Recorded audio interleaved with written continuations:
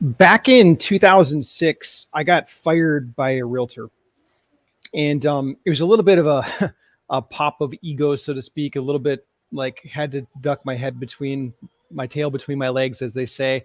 A lot of things were happening. The market was insane. It was going crazy, a lot like we're seeing today. And I was still going out being prudent. I was making offers the way that I knew, based on my mathematical formulas, I knew that I was supposed to make them. And but this realtor, I made probably 13 or 14 offers, and none of them were accepted.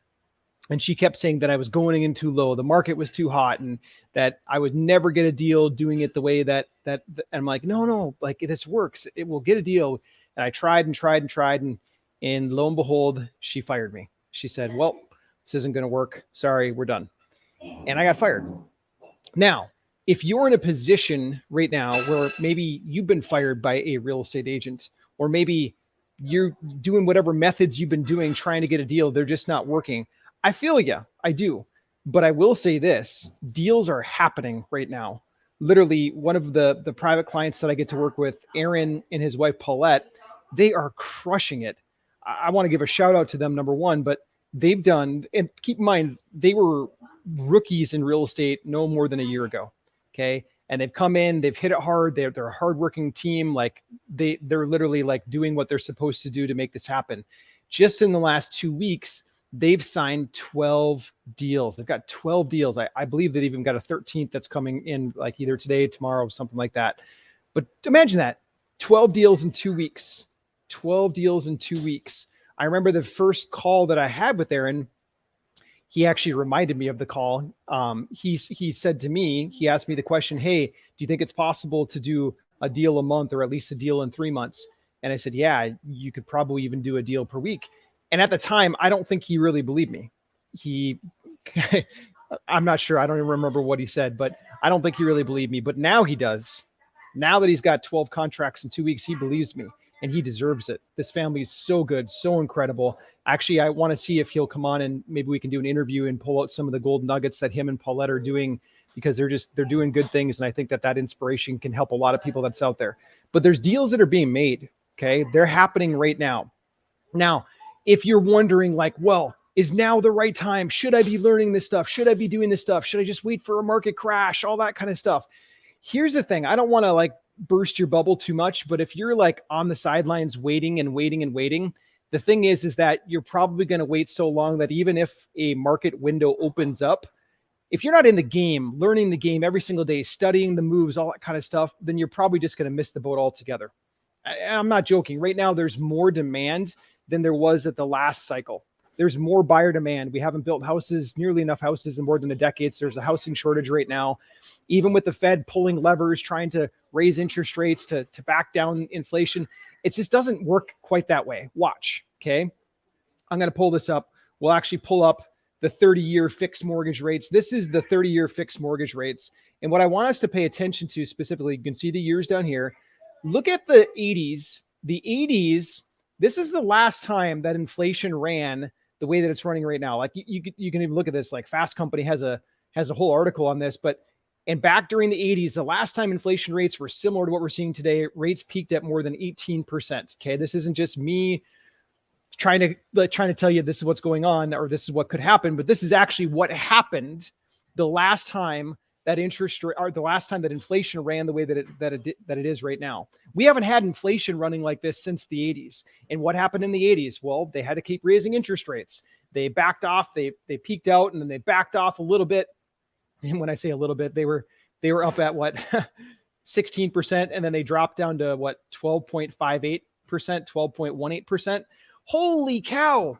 That's what they had to do though to combat inflation. And today, in the last 2 years, the federal government has printed more money than we did to band-aid any crisis in the past. A lot more money. So what do you think is going to happen right now with interest rates? Do you think interest rates are going to retreat? Let me know in the comments. Do you think interest rates are going to retreat? Do you think interest rates are going to go down in the next 2 years? Okay. Look at history. Okay. We have not had inflation running the way that it is right now. Inflation is running crazy. If your cash is sitting in the bank right now, say goodbye. It's being eaten alive. It's like if you, my dad had this 67 Mustang. He still has it. And for a number of years, they just parked it. They parked it in the garage and it just sat. And then what happened? Mice broke into it and they started eating it away. And he had this beautiful, nice Mustang. He had just had the exterior repainted. And then because it sat there and nothing was happening with it, the mice were eating it away. Think of your money in a savings account the same way. If you've got money in a savings account right now, it is being eaten away by mice called inflation. It's taking it. So people ask me all the time the question, well, should I wait? Should I just let the market cycle? Should I let it crash? The thing is that your money is being eaten alive right now. And if you do, even if the money is not part of the equation, if you do just decide to wait, you will certainly miss any opportunity. If the market does have any kind of correction, or if it does have a flat line, you will be long gone, because there's already people in the game that are playing it every single day. They're watching for it. They're waiting for it. They're positioned for it. They just know because they're in there doing the workout every single day. So then it makes people that are just kind of sitting on the sidelines, usually, like, if you do get a chance sitting on the sidelines to get in, it's usually like second and third best. It's never the best stuff that's out there by far. And the other thing is that there are deals right now. There are deals in every single market cycle. Like if we back up, okay, we'll look at the 30-year treasury rate all the way up to today. Look at this, by the way. If you look at today's rates, they're insanely low versus what history has been. Insanely low. And I know it still feels like it's like when gas prices go up for the first time, we all like gripe and we complain like, gas prices. Well, here's the thing. Interest rates, if you look at it from a historical perspective, they're really low. My first duplex that I ever bought, it was in the 7 percentile. And it was a really good deal. And it cash flowed and everything was good with it and all that stuff. So like for us to gripe and complain, I know I want everything for free too. I wish it could be that way. I don't. I take that statement back. I don't want everything for free. I want to be able to work hard and earn what I have on this planet. And while I'm passing through before I get to go see the big guy upstairs. But in the time being, like, it's nice to have stuff for less, right? So when interest rates are low, yes, we want to grab. But what I'm saying right now is that interest rates aren't that bad. They're really not. And I'm going to get some flack for that. I get it. I understand. But if you look at it from a historical perspective, look at this. Look at this graph. This just shows everything.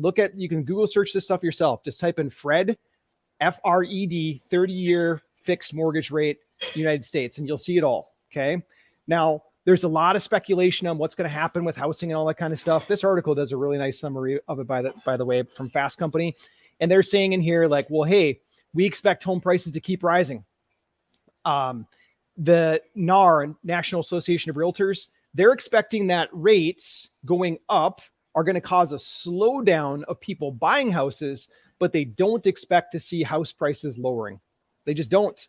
They don't. And then they go in here and they cite all the reasons why and all that kind of stuff. It's mainly just a big lack of inventory. I've got a hedge fund that I get to do some stuff with, and I've done a couple hundred properties with over the years. And he was explaining to me, he had all the data on this, and he showed me straight out that because they didn't develop land, they weren't doing lot splits, like city offices were closed and permits weren't, like, a whole bunch of stuff went on hold during the whole, chaotic period of all of our lives when everything shut down.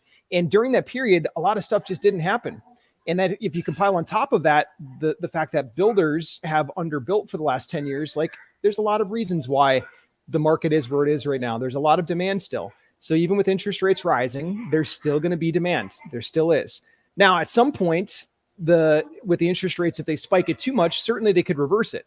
And that's typically, if you look at any kind of government interventions, whenever the government gets involved on a mass scale like this, they usually pull the lever too hard. I just don't know when that's going to be. I don't know when. No one does. That's all crystal ball talk. It's all speculation. But I'm telling you right now that if you're not in the game right now, playing the game, you're going to miss any opportunity. More than likely, at least you're not going to get first best. That's for certainly sure. When I got fired by my realtor back in 2006, if I would have quit, which many people told me, they're like, hey, it's impossible. You're not going to make this work, blah, blah, blah. It's, too much, whatever. If I would have quit, I wouldn't be where I'm at today. I wouldn't have been able to, with my family and I, we were so blessed. We recently got this 38 unit apartment building in Lexington, Kentucky. We got another Airbnb coming here in Greenville. Like, we got another duplex that I just found out we got under contract. We got a couple more multifamilies, a 72 unit that looks like it's coming through. Like, this is a major blessing. And I don't take it lightly at all. It's all from above, 100%. But the reason that it's coming is because I'm in the game. I'm analyzing the numbers. I'm being patient. I'm not overshooting. I'm not going to like grab something on speculation. We've put out more than 30 offers to get one building. So I'm still like playing the game. But for you, don't take this as like sit on the sidelines time. Get in the game, learn the game. I'd encourage you to do this. If you don't know the SLP framework, maybe like right now you've been trying really hard and for whatever reason it's just not clicking and you're not getting the deal and all that kind of stuff, then what I'm going to encourage you to do is play a little bit more of the SLP role. What that means physically is this. There's selecting a property. The L stands for leverage. That means going and getting a bank loan. Don't worry about that right now. And then there's the P, okay? The P is partner. If you're not having success finding and selecting the properties, then what I would encourage you to do is become the partner. Become the partner. Be the person that brings money to the equation. You can make really generous amounts of money. I had a really smart guy call me yesterday morning. He's been an investor for the last 10 years, done really, really well financially. In fact, he told me he's got another $500,000 cash coming to him pretty soon, leveraging some of the other properties that he has. And he told me his whole business plan and what he's doing really, really well.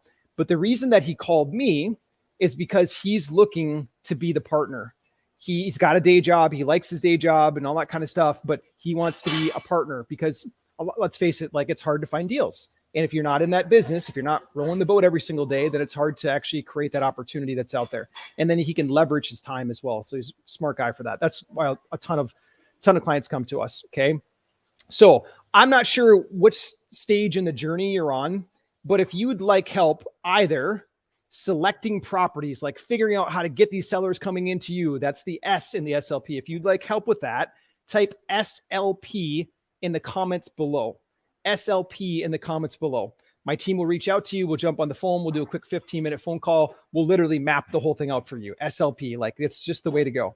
And if you're on the other side of the fence, if you're like, well, hey, maybe I should consider just being the financial partner.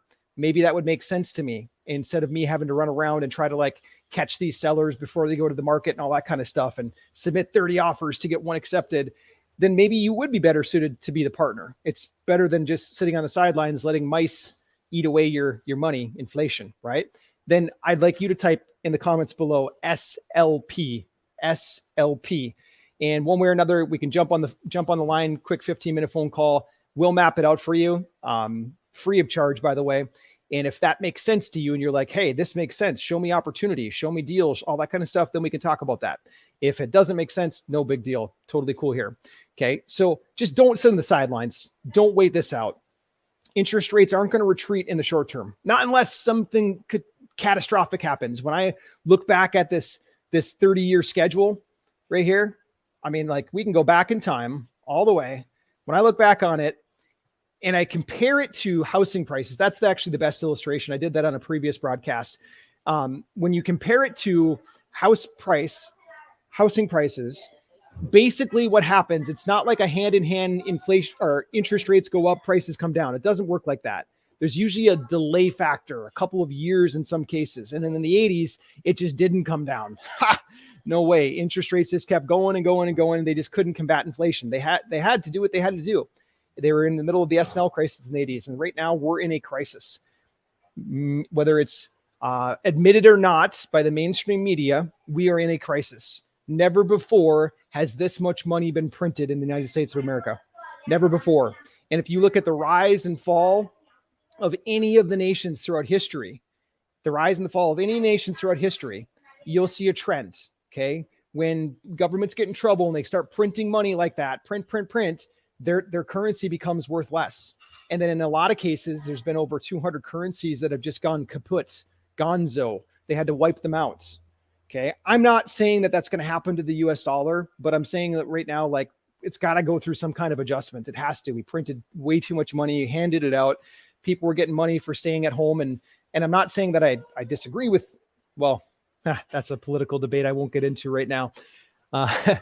Some of the money that got handed out shouldn't have been handed out. I'll say that. Okay. But it is what it is. Can't change it. Right now, it's going to adjust. It's going to adjust the valuation of the dollar. And the only true hedge against it is having hard assets, physical gold, physical silver, maybe. And I'm not a financial advisor, so I'm not trying to tell you to like jump into stuff that I don't know about, but like hard assets are typically what do best in inflationary environments. Real estate is it. Real estate's it. During the whole last cycle, I was blessed. Okay. My parents weren't like real estate moguls or anything like that. Never, ever, ever. But I did watch them as a child take every spare dollar they had and they put it into real estate. They bought this 80-acre farm property, then they bought a lake cabin. Like they put it into real estate. And now when I reflect on what they've accomplished in their life, those have been the best investments that they've ever made by far, because they've gone up in value so much, like incredible amounts. They would have never got that leaving their money in a bank account. And you and I will never become wealthy just working in our job. It just doesn't work. We'll never get to the level of wealth that we want to. You have to invest. You have to invest to get to the level of true wealth. Okay. That's it for today. If you want to jam about this whole SLP concept, where either, if you want help learning how to go out there and hustle and find these deals, or you want help learning how to just be the partner where you bring in the cash, then just type SLP in the comments below. All right. Thanks. God bless. I got to sign off because I've got a homeschool conference that we're here at. So I got to go get over to that now. Thanks. Have a good day.